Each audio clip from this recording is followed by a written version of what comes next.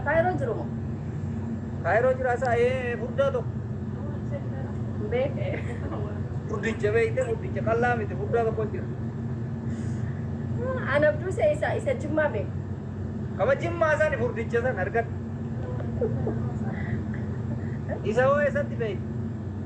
Isallee miidiyaa irratti beeka malee gara biraatti miidiyaa irratti hin beeku.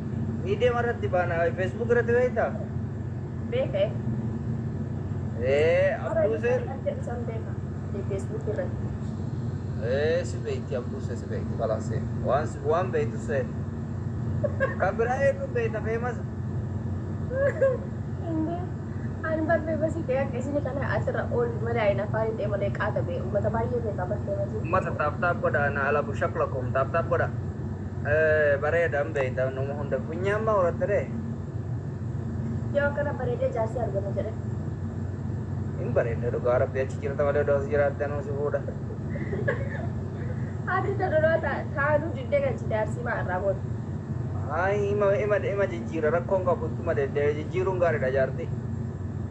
Osoo amma akkas ta'e bara inshaallah absii muluun garagaleetiin na gobbiseetiin guyyama tokkoon na ajjeesan miidiyaa kanarra na galchanii. Maaliif si jeesammaa? Taa'anii tagalchi akkamittiin si fuudha jedhaniifa. Maaliif akkasiin jiru guyyarraa olii kee ol dachaasaa jira namni zabanni sun darbee jira zabana jaahiliyyaati sun. Akkana. Barra akkasii darbee jira inda'u amma zabanni zabana kontiraata ol fuudhan kontiraata barbaadaa jira amma. Yaa rabbi jedhi baas. Gisee wal kuufame wal gaggeessuun gaariidha amma kontiraata barbaadaa jira amma Dubaayii kana dhufee. Dubaay. Tokkooyi si fuudhuu barbaadaa ishii jedhiif yoo inni si bira dhufe fuudhi dhaqii hatta. Eenyudha? Fuudhi dhaqii. Ilma jaarsati.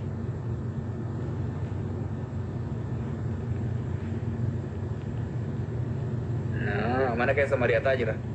Heerumuu waliin jechaadha.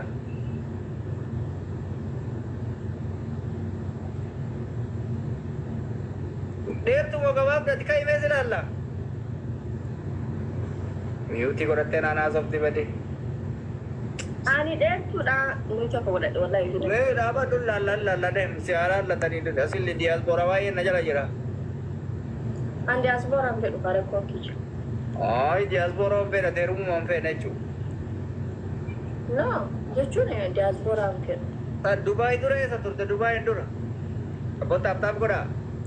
Itoophiyaa. Ati erga gadda biyyaa waan ta'eef waggaa lama taate nyaatte tuun quufne ruuza. Sitti noo inni ammallee waggaa shayyoon ta'e sitti noo.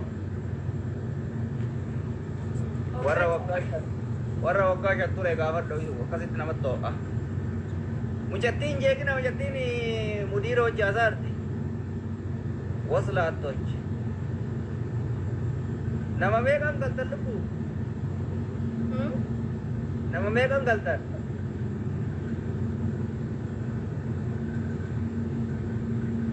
Takka hoota sibira jirtu warra eessatti? Fooloo godhaa jedhime ishiin rafteetti. Foolollee godhaan mijattii singilii keessattuu Maammadoon biyyee nyaaddutti fooloo godhi. Maatelleen fooloo godha. Tuunoo warra eessatti? Isiilleen jimmam. Warra soddaa jidduu jirti maasha Allah wa tabaarakallah. Gaafa lolli warra Jimmaa fi Arsii ka'ee affantii jabaadhutti baafadhu jala.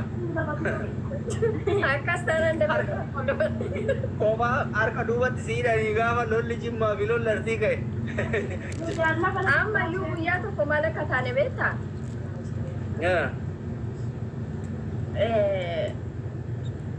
Museenaa fi namni koomentii jala waan barreessa wayii argitee tana bira deebituuni.